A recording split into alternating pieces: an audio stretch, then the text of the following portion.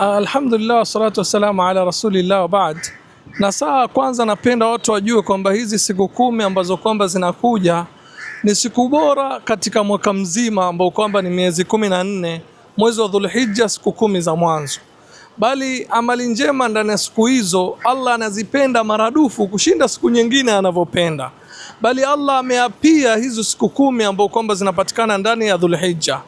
Tu kitu ambacho kwamba nitakusisitiza ndugu yangu, kama vile Allah anapenda zaidi amali njema, pia anachukia maradufu amali mbaya. Ukifanya jema unalipwa maradufu, na ukifanya baya Allah anakukasirikia maradufu. Tujitahidini kwa hizi siku 10 ili tufanye yale anayoyapenda Allah.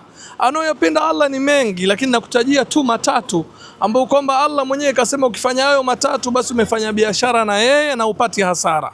Mtu yoyote hapa duniani ataambiwa aitwe, mfano hapa Tanzania aitwe na Bakhresa wafanye biashara na yeye, atajivunia, atajua ni biashara isiyokuwa na hasara. Je, pale Allah anasema hii ndio biashara utafanya na mimi, kwani unatarajia utapata hasara na utajutia? La, Allah anasema innal ladhina yatluna kitaba Allah wa aqamus salah wa anfaqu mimma razaqnahum sirran wa alaniya ulaika yarjuna tijaratan lan tabur. Hakika wale wanaosoma kitabu cha Allah, pili wanasimamisha swala, tatu wanatoa zaka kwa siri na kwa dhahiri, hao wanatarajia biashara isiyokuwa na hasara kabisa. Sasa wewe na mimi tuwanie katika hizi siku 10 bora tuweze kufanya biashara na Mungu kwa kutekeleza haya mambo matatu muhimu anayoyapenda Allah.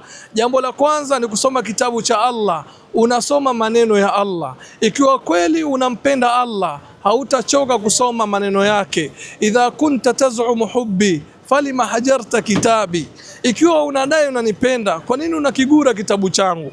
Jambo la pili ni swala, na swala haitimii mpaka usome maneno ya nani? Ya Allah tabaraka wa taala.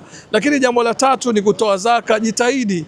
Fakiri wa kweli si aliyokosa kitu chenye kutoa, bali fakiri wa kweli ni aliyokosa kutoa sadaka ya tabasamu, aliyokosa kutoa sadaka ya maneno mazuri.